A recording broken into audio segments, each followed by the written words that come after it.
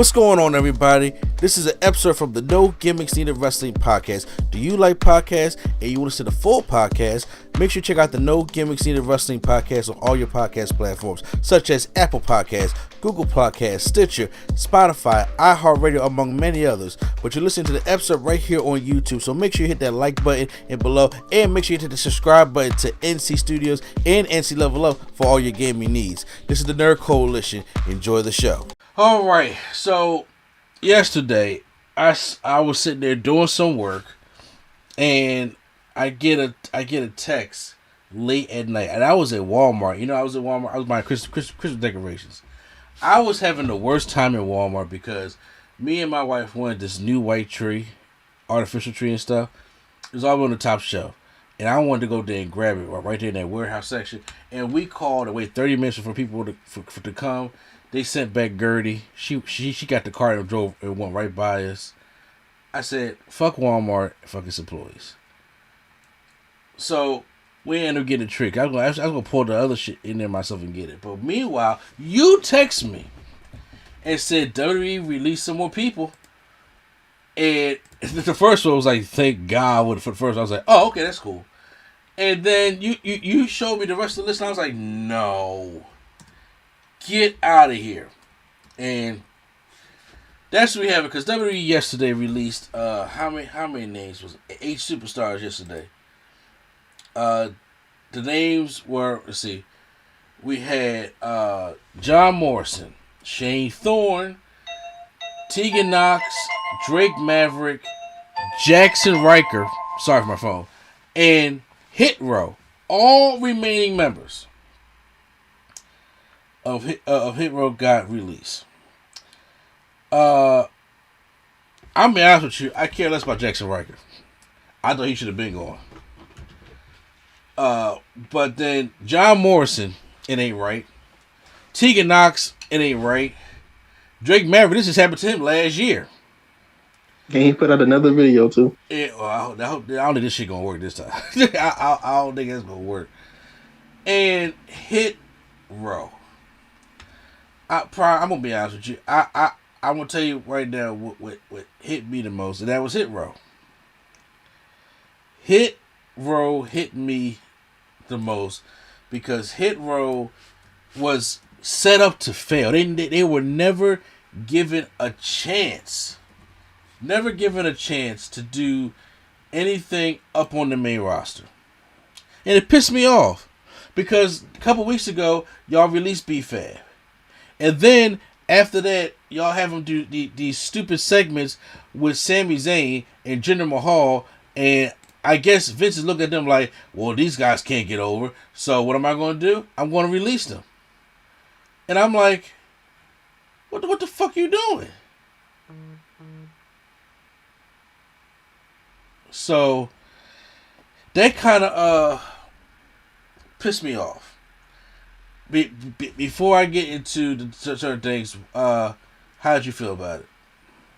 You know, I'm just like, wow, that's surprising. I thought they was gonna at least try to make Swerve work. How can you not want Shane Strickland on your roster? You're Vince. That's why. Yeah. That's pretty much what it was. And then, you know what? It's funny because it wasn't just fans that was upset. People were upset about this. And the one I can say about that, Ty and Valkyrie went on Twitter. And yeah, she's upset. She is pissed. Like, she put out there, stop supporting a company that has zero respect for their talent. You love pro wrestling, spend your money on the hundreds of other alternatives. This is wrong. Ethically, as employees, they don't care about us, talent or fans. And I'm like, you know, she's right. After a while, the excuse can't keep being budget cuts. It really can't. After they like, oh, this is the biggest numbers we ever made. Come on, man. It's after these quarter conference calls from Saudi Arabia. And here's the thing about what I was saying with Ty Valkyrie. There is a lot of people that are not supporting WWE, and they still getting money hand over fist because we ain't watching the shows. I haven't done a Raw or a Smackdown review in weeks. Raw longer. Primetime used to do the watch Raw live and watch it with them. We used to enjoy that. Remember that, Prime? Yeah, I remember. He ain't do that shit in over. He did this about 2 years now. Cause it's a waste of fucking time. It really is. And if you gonna keep saying these budget cuts, all right, I understand if you gotta cut talent that people don't even see.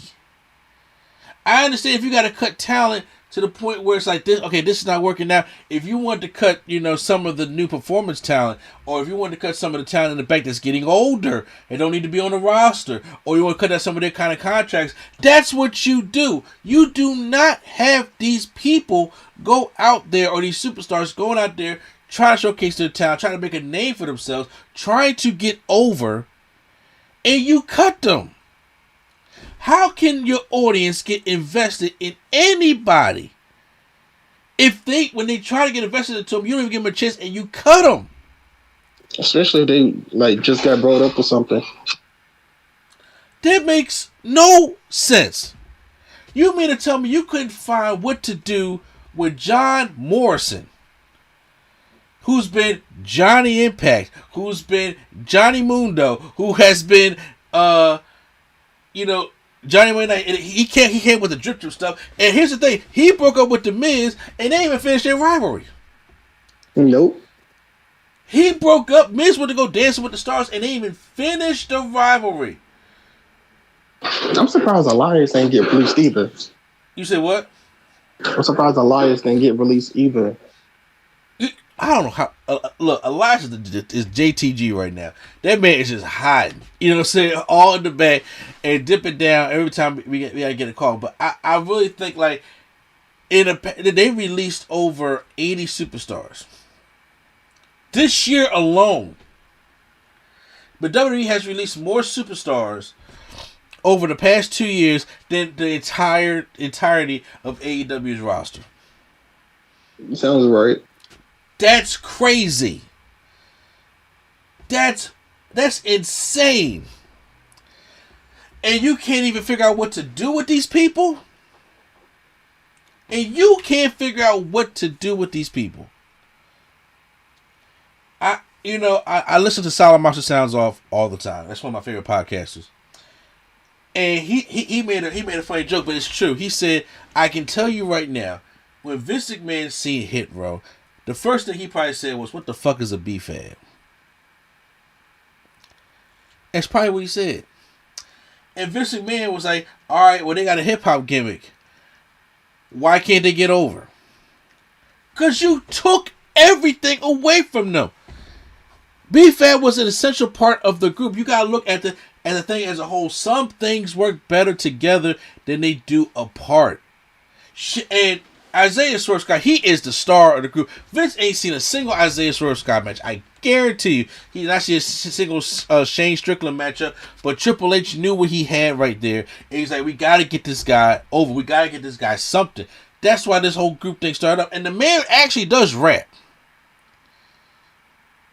The man got the Swerve City podcast. The man was just sitting there, just having good match after good match, but it wasn't doing anything. And I'm like, when the whole Hit Row came out, at first, Prime was on the edge about it. And I was the one, I was hyped for it. I was like, yo, I'm glad to see that they got Swerve doing something. Because he wasn't doing anything. He was just fighting, having good matches, but just losing.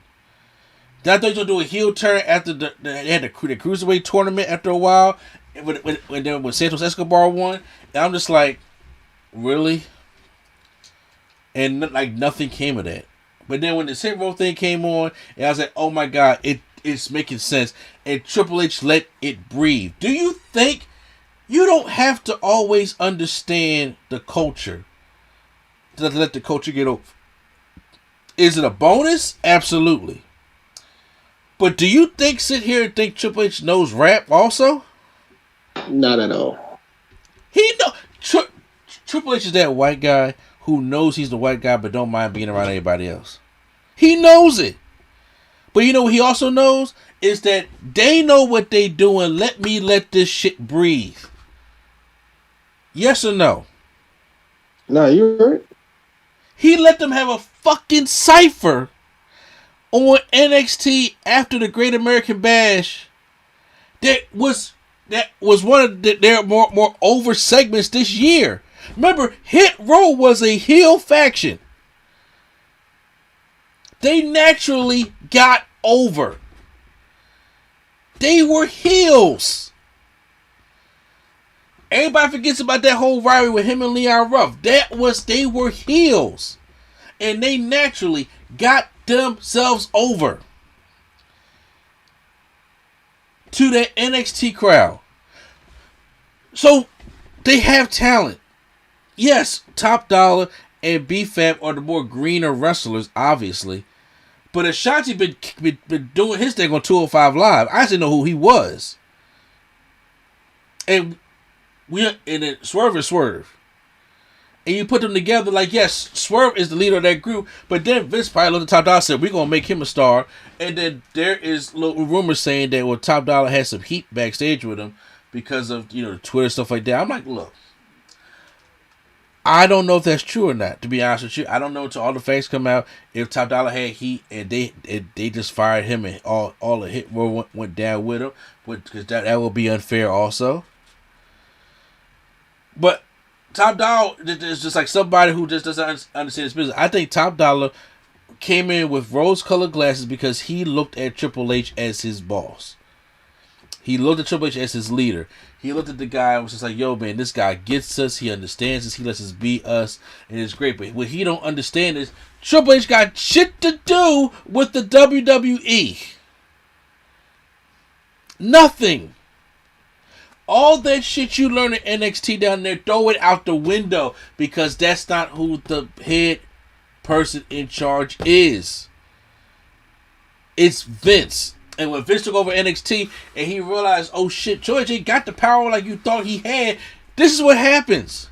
Because the way he was talking, the way he was tweeting, I'm like, okay, yeah, I get it, but Triple H should be you. Because he gets it. Vince don't get it.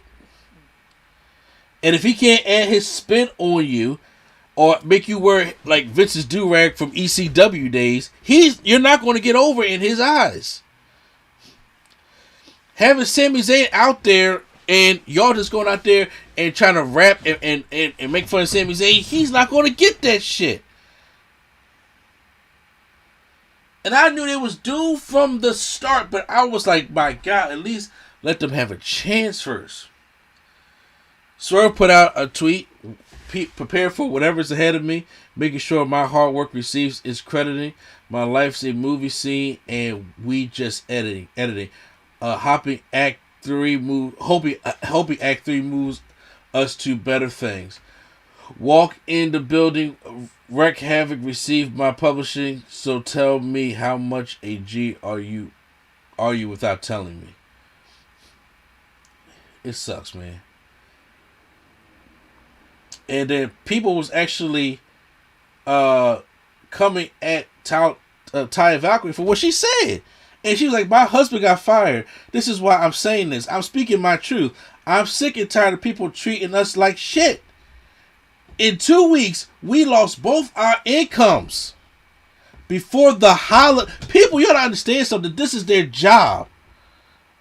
This is their job. This is not, it's just like a job. You don't just drop off and be like, hey, Tony Khan, let me come over here and let me come over here and make some money and just go around TV. It don't work like that. It don't work like that for any job. Usually when people quit their jobs, what is the problem? They have another job set up, right? Probably. Yeah. Most likely if they're quitting their job. But if you get fired, some people, it takes them a minute to find another job. Some people get lucky and find something in the next couple of weeks. Or some people had to go do what? Go on unemployment? Or try to make ends meet. They lost both their incomes. They're fired. The release ain't like, well, hey, y'all go home, and it's like, well, y'all can still make royalties from 2K22 if you're in it. I'm like, the game ain't out yet. That little royalty shit ain't nothing. And she was like, I'm allowed to feel how I do. Yeah, and I'm just like, you Ty Valkyrie, you're right. You're allowed to feel how you feel because they were treated like shit. And Hit Row is on top of that list of how they were just treated like shit. John Morrison, treated like shit because he came back and he did nothing but the old Miz shit. We have seen John Morrison in other companies go out and he was a champion everywhere else, was he not? Yep, he was. He was a champion in Impact. He was a champion in Lucha Underground. Did he go to Ring of Honor? No. Okay. He was a champion everywhere else, but now he has to come back and deal and has to be with the Miz. And I'm like, fine, if y'all want to turn it into a storyline, fine.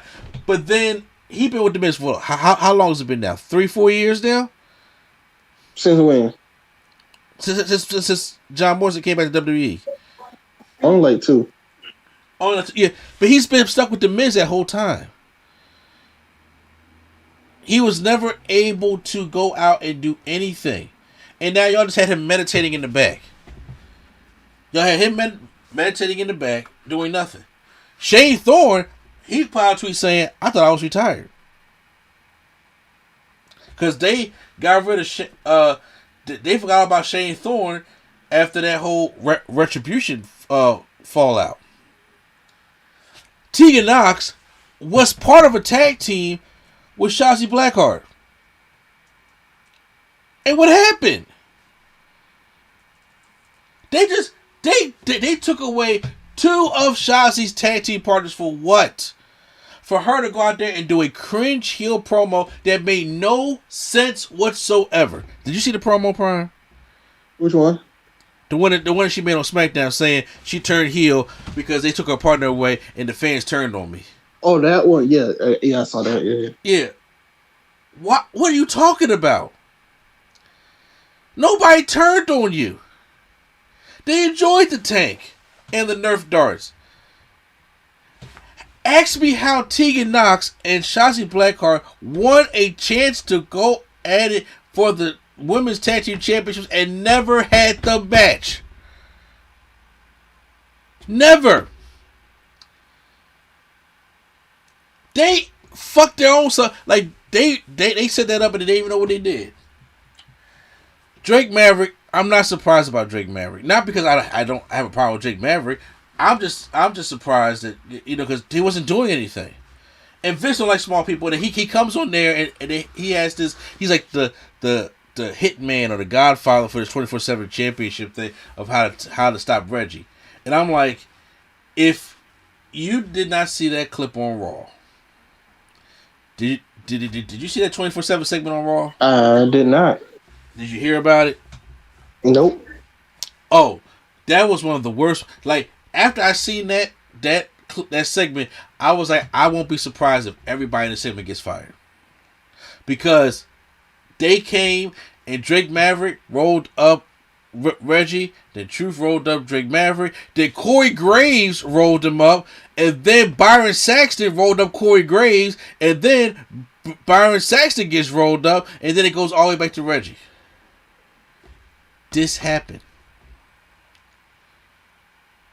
They just ain't fired the 24/7 championship. It's that happened.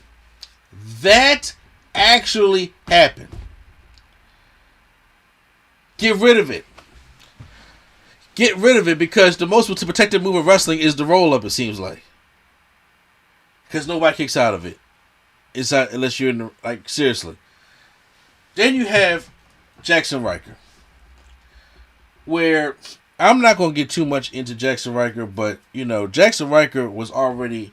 I wasn't already a fan of his. I was not a fan of Forgotten Sons. And I wasn't a fan of his attitude and some of the racial tweets that he made a couple years ago. And when he made those tweets, him and the Forgotten Sons was off TV for like 9 months.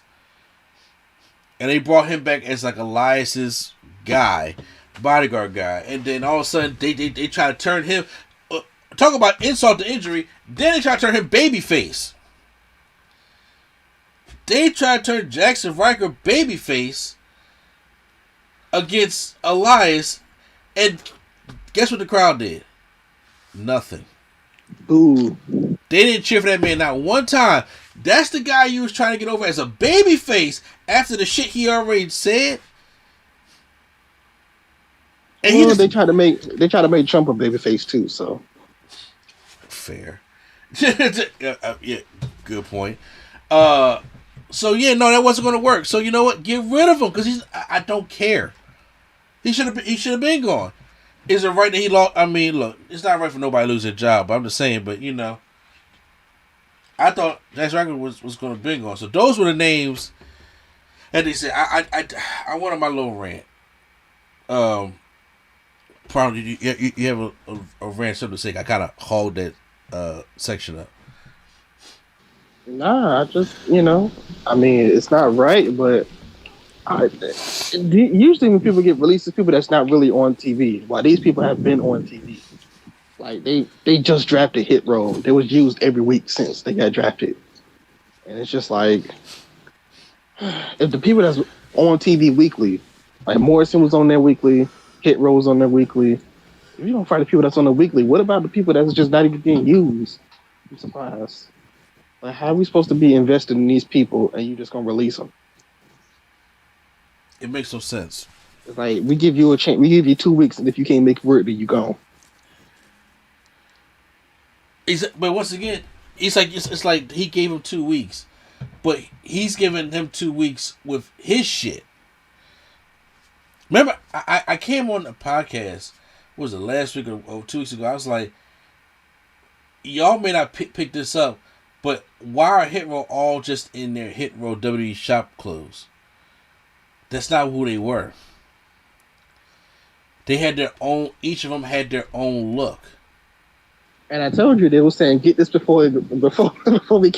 I said that on the show. You did say that. You did say that because Ashanti was the pretty boy. He had the perm.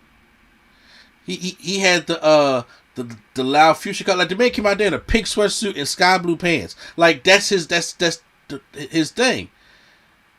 You know, Swerve was all in saying in the denim and the Timbs and the got the bandana hanging from his back. Top Dollar is like the cultural guy. He had all the red, black, and greens on, and the your Martin Luther Kings and Malcolm X shirts and stuff like that on, and his fisherman hat. And then B-Fab was Lady Hip Hop right there. Had the long storm braids going, had the high heel boots. But everybody has their own individual look that contributes to their group. But now you just come when you brought them up and they all just had Hit Row shirts on. I'm like, you can't even they just like three regular black dudes there is. Nothing intimidating about them at all. Ashanti looked like a regular dude. How you go from being the pretty boy with the perm and almost Velveteen Dream-esque to that? It made no sense. It was heartbreaking. It was truly heartbreaking to see, to see them go through that. And I'm glad Valkyrie is stepping up for her husband. Holiday time. Now you gotta try to go find work right before the holiday time. Or you gotta use your savings. And, like Thanksgiving's next week, y'all. They gotta eat too.